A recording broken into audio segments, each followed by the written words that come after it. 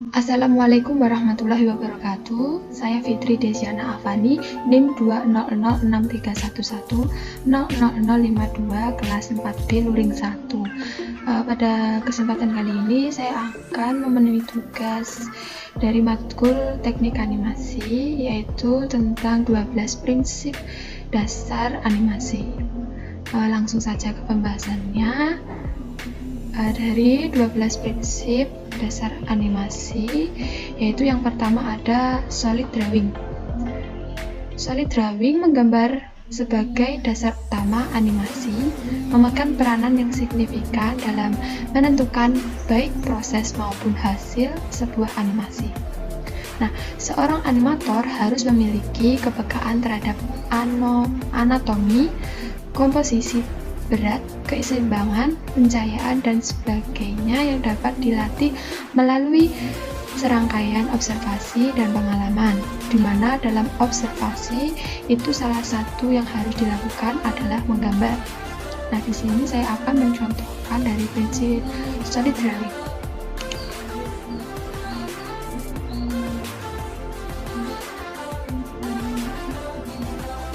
Di sini ada contoh untuk prinsip solid drawing, yaitu ada sebuah kartun. Nah, di sini ada tampak dari samping, tampak dari depan, dan tampak dari belakang. Untuk penjelasannya, kemampuan untuk menggambar karakter dalam berbagai sudut pengambilan gambar sehingga karakter tersebut terlihat bervolume dan konsisten dalam setiap frame animasi.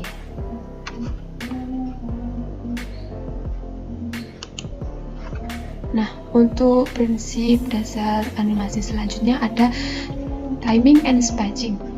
Nah, untuk timing itu adalah tentang menentukan waktu kapan sebuah gerakan harus dilakukan. Nah, sementara untuk spacing adalah tentang menentukan percepatan dan perlambatan dari bermacam-macam jenis gerak. Nah, di sini saya akan mencontohkan untuk prinsip dasar animasi timing dan spacing. Nah, di sini ada sebuah peragaan tentang seorang yang mengambil mainan mobil dari awal kejadian saat mau mengambil dan sampai sudah pada tangan mobil mainannya. Nah, di sini timing yang menentukan waktu kapan sebuah gerakan harus dilakukan. Nah, yang untuk spacingnya yaitu percepatan dan perlambatannya. Nah, untuk prinsip dasar animasi selanjutnya yaitu ada squeeze and stretch. Squeeze and stretch adalah upaya penambahan efek lentur atau plastis pada objek atau figuran sehingga seolah-olah memuai atau menyusut, sehingga memberikan efek gerakan yang lebih hidup. Nah, penerapan squeeze and stretch pada figur atau benda hidup, yaitu misalnya manusia, binatang, atau creatures, akan memberikan enchantment sekaligus efek dinamis terhadap gerakan atau action tertentu.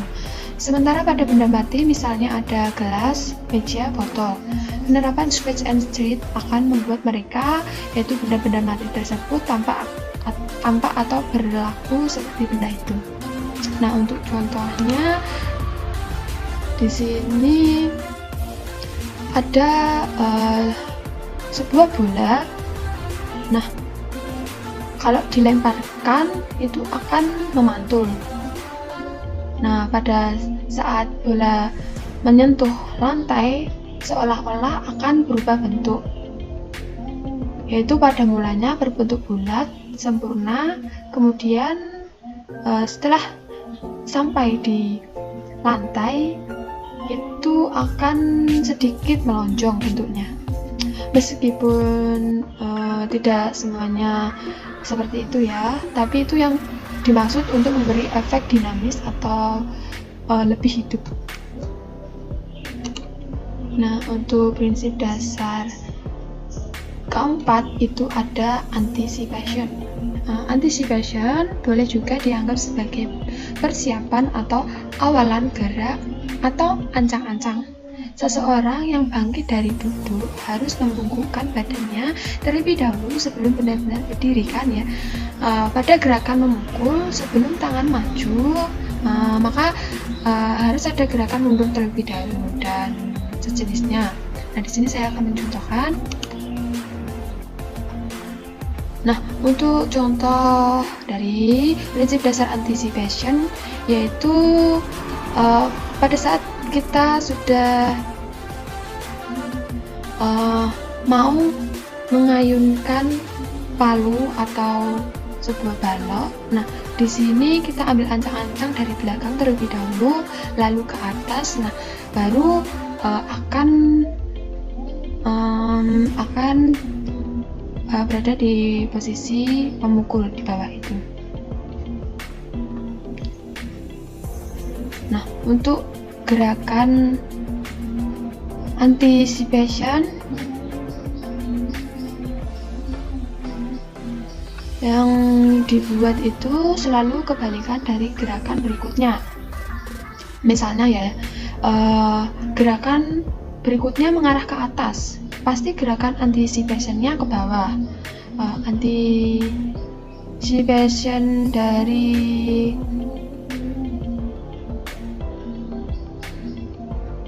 ke kiri pasti ke samping, ke kanan. Nah, itu contoh dari prinsip anticipation. Untuk selanjutnya ada prinsip dasar animasi slow in and slow out. Ini sama seperti spacing yang berbicara tentang akselerasi dan deselerasi. Slow in dan slow out menegaskan kembali bahwa setiap gerakan memiliki percepatan dan perlambatan yang berbeda-beda. Slow in ini terjadi jika sebuah gerakan diawali secara lambat, kemudian menjadi cepat. Nah, untuk slow out terjadi jika sebuah gerakan yang relatif cepat kemudian melambat. Nah, di sini saya akan mencontohkan ada contoh gerakan misalnya mengambil gelas. Nah, tangan akan memiliki kecepatan yang berbeda ketika sedang akan menjamah gelasnya dengan ketika sudah menyentuhnya. Ketika tangan masih jauh dari gelas, tangan akan bergerak relatif cepat. Sedangkan ketika tangan sudah mendekati gelas, maka secara refleks tangan akan menurunkan kecepatannya, yaitu terjadi perlambatan, atau dalam konteks ini kita menyebutnya slow out. Di sini ada gambarannya ya. Mula-mula di sini slow in. Nah, dari tengah-tengah ke kiri akan menjadi cepat atau slow.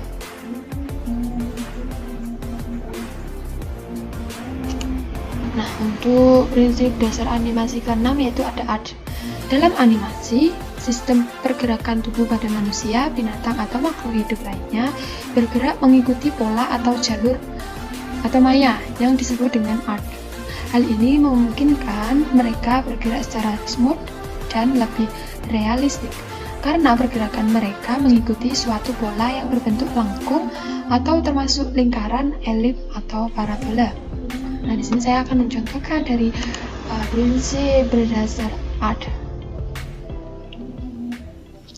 Nah, dari contoh di sini yaitu ada seseorang yang hendak memukul bola pingpong.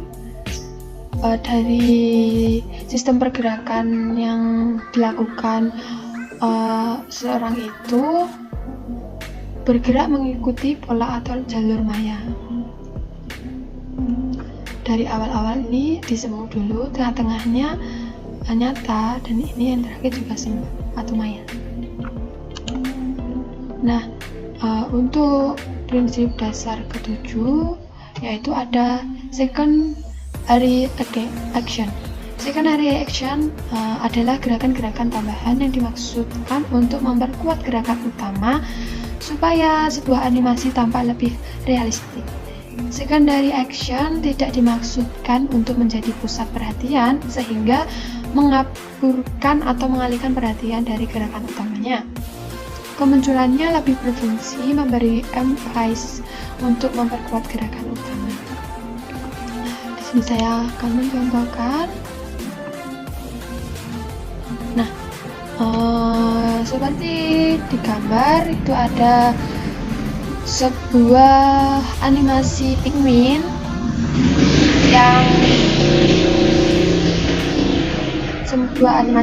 yang hendak berjalan.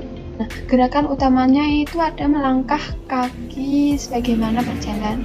Nah, secondary action yang diberikan animator adalah gerakan ayunan tangannya itu. Seperti itu. Nah, untuk prinsip dasar animasi yang ke-8 yaitu ada follow track and overlap action. Follow track adalah tentang bagian tubuh tertentu yang tetap bergerak meskipun seseorang telah berhenti bergerak. Nah, misalnya ada rambut yang tetap bergerak setelah orangnya itu berhenti untuk berjalan.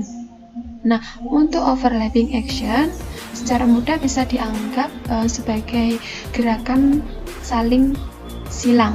Maksudnya yaitu serangkaian gerakan yang saling mendahului atau bisa disebut dengan overlapping. Di sini saya akan mencontohkan.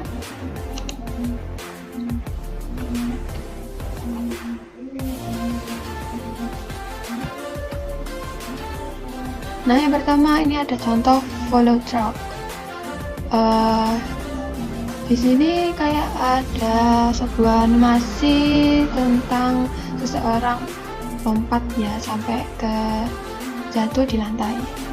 Penjelasannya ketika ada satu benda yang berperan sebagai LED atau benda utama yang bergerak, maka semua benda-benda yang tersambung dengan benda LED akan ikut bergerak namun tidak secara bersamaan. Jadi itu secara step by stepnya itu berbeda untuk gerakannya ya, tidak sama. Nah, yang selanjutnya ada contoh overlapping action. Ini seperti ada animasi tentang pergerakan kepala dari kanan ke kiri gitu ya. Penjelasannya kita bisa menganggap overlapping action itu gerakan saling silang, yaitu gerakan saling mendahului.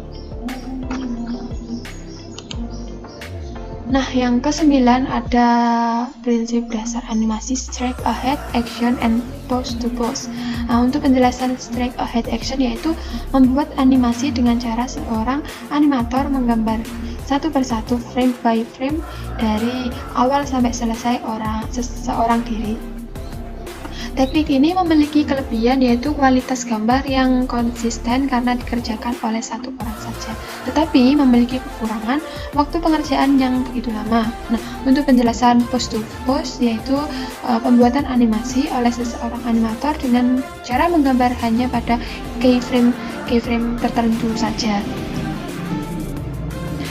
Selanjutnya in between atau interval antara keyframe digambar atau dilanjutkan oleh asisten animator lainnya. Cara yang kedua ini lebih cocok diterapkan dalam industri karena kelebihannya yaitu waktu pengerjaan yang relatif lebih cepat karena melibatkan lebih banyak sumber daya. Untuk contohnya di sini straight ahead ada contoh gerakan berjalan secara berurutan mulai dari gambar pertama hingga seterusnya, di mana gambar awal sampai akhir menunjukkan satu rangkaian gerakan yang sangat jelas maksud dan tujuannya. Nah, contoh dari pose to pose yaitu menjelaskan animasi dengan cara menggambar hanya pada keyframe tertentu saja. Nah, untuk itu bisa dilanjutkan frame selanjutnya oleh asisten atau animator lainnya.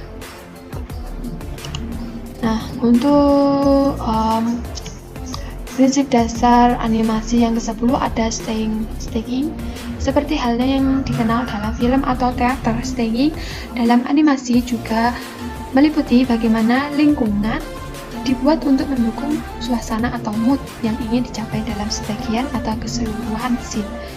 Di sini saya akan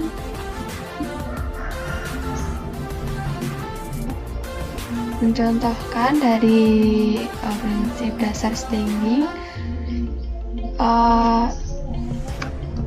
Di sini ada sebuah animasi tentang orang bercengkrama ya. Di sini ada contoh staging yang salah, yaitu hanya menampilkan dari samping saja, jadi tidak begitu jelas angelnya yang digambarkan. Yang staging yang benar itu seperti contoh pada gambar kanan ini ya, dia itu lebih highlight dari angelnya, jadi lebih jelas tokoh yang dimaksud itu sedang bagaimana. Untuk penjelasannya, meskipun tokoh-tokoh hanya berupa siluet, kita dapat mengetahui dengan jelas apa yang sedang mereka kerjakan. Bisa saja hanya dengan mengubah angle kamera untuk mendapatkan siluet yang tepat meskipun actionnya sama. Nah, yang ke-11 ada prinsip dasar animasi appeal. Untuk penjelasannya, appeal berkaitan dengan keseluruhan look atau gaya visual dalam animasi. Sebagaimana gambar yang telah menelurkan banyak gaya animasi, dan beranimasi juga memiliki gaya yang sangat beragam. Ada juga yang berpendapat bahwa appeal adalah tentang penokohan, berkorelasi dengan karisma seorang tokoh atau karakter dalam animasi. Jadi meskipun tokoh utama dari sebuah animasi adalah monster, setan atau siluman atau karakter jelek lainnya, tetapi tetap bisa appealing. Untuk contohnya, nah di sini ada contoh prinsip appeal, yaitu ada kartun toys, ada keseluruhan look atau gaya visual dalam animasi ini menunjukkan karakter marahnya.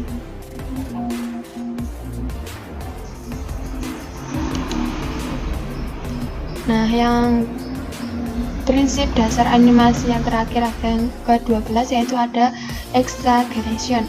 Exaggeration adalah upaya untuk mendramatisir sebuah animasi dalam bentuk rekayasa gambar yang bersifat hiperbolis, untuk dibuat menampilkan ekstremitas ekspresi tertentu, dan lazimnya dibuat secara komedik.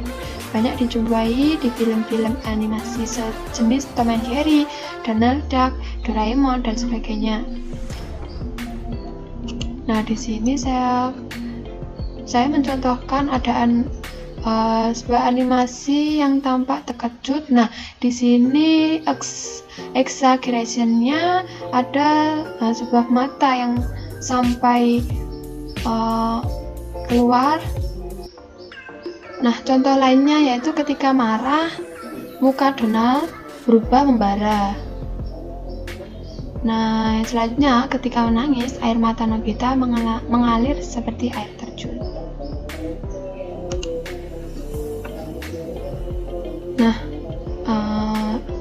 itu dari contoh 12 prinsip dasar animasi yang bisa saya sampaikan. Kurang lebihnya saya mohon maaf. Akhirul kalam. Wassalamualaikum warahmatullahi wabarakatuh.